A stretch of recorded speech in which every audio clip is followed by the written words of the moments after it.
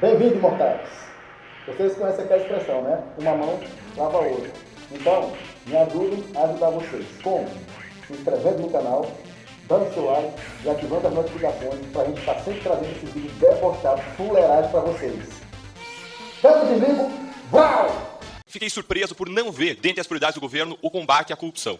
Ainda que existam várias pessoas que tenham sido investigadas, processadas ou até condenadas por crimes de corrupção no governo, eu acredito que isso não deva ser um tabu.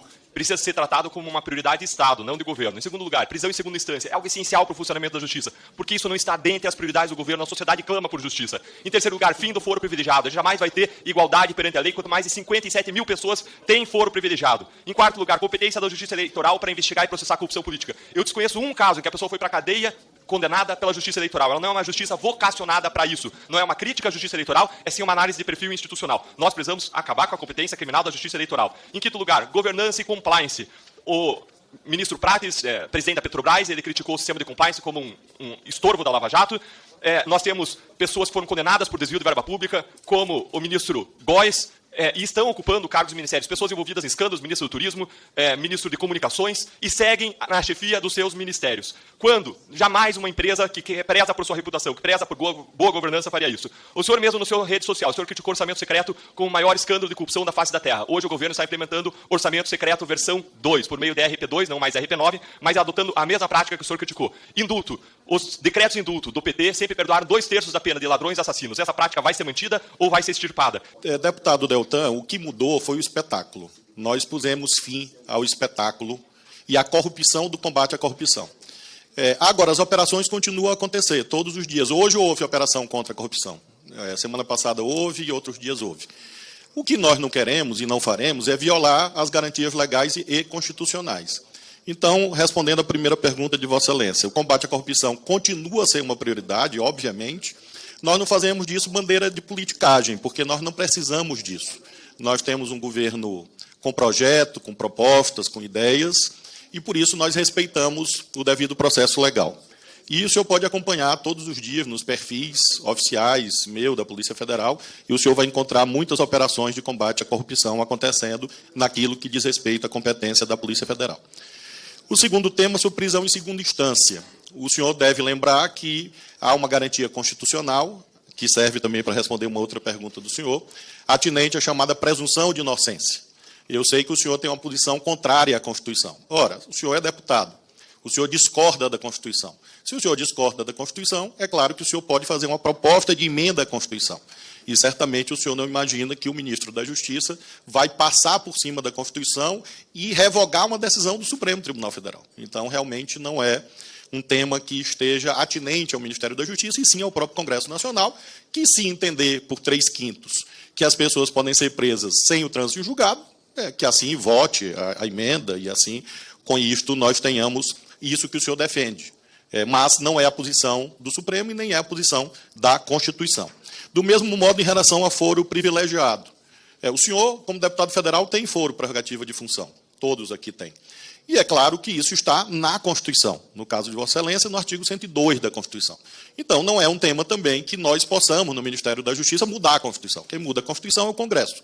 E claro que o senhor pode discutir isso nas casas parlamentares e encontrar alguma medida que o senhor ache mais justa em relação a esse tema.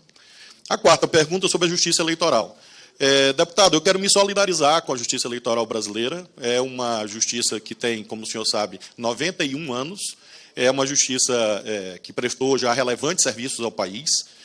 Recentemente, nós vimos a força da justiça eleitoral garantindo eleições democráticas, com a sua crítica atinente ao mau funcionamento da justiça eleitoral. Eu acho o contrário. Acho que a justiça eleitoral é um bom ramo do Poder Judiciário e quero consignar a minha solidariedade a todos os juízes que prestam jurisdição eleitoral. Sobre a quinta pergunta do senhor, sobre governança e compliance. São leis que estão postas. É claro que o senhor relacionou governança e compliance com condenações criminais. Volto a frisar ao senhor que condenações sem trânsito julgado não infirmam a presunção de não culpabilidade ou a presunção de inocência. E, por isso mesmo, o nosso governo segue estritamente a lei.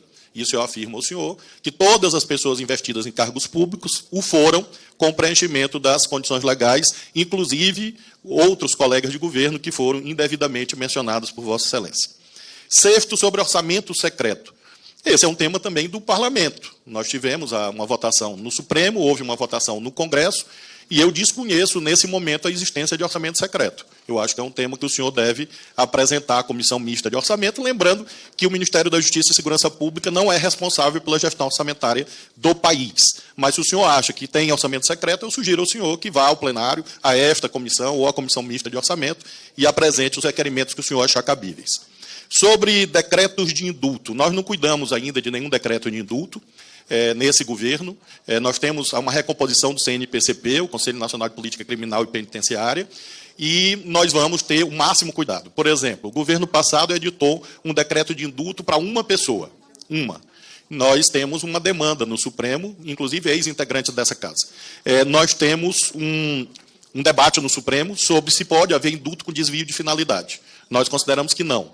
Os indultos têm que ser de acordo com a Lei 7.210, a Lei de Execução Penal. Então, afirma o senhor que a lei vai ser cumprida em relação aos decretos de indulto. Infelizmente, não foram no governo passado, como nós vimos nesse caso a que fiz alusão. Sobre a 8ª pergunta, homicídios. Homicídios, deputado Deltan, depende, por exemplo, da apreensão de armas de fogo ilegais. É uma das nossas lutas, porque o armamentismo mata. Nós temos o caso de Sinop, por exemplo, como uma referência, tráfico de armas, todos os dias a apreensão de armas ilegais. Então, esse é um pilar de uma estratégia séria, sustentável de redução de homicídios. Além disso, nós estamos fortalecendo as operações de segurança pública. Para o senhor ter uma ideia, quando nós chegamos ao Ministério da Justiça, nós tínhamos 3 bilhões e 400 milhões de reais parados no Ministério da Justiça, uma irresponsabilidade gerencial. Nós estamos agilizando esses repasses aos estados, e isso também significa fortalecimento da segurança pública. E, finalmente, um trabalho, claro, num Plano Nacional de Redução de Homicídios, abrangendo feminicídio, juventude negra, todos esses segmentos vulnerabilizados, porque é assim que você faz de modo sério o combate aos homicídios.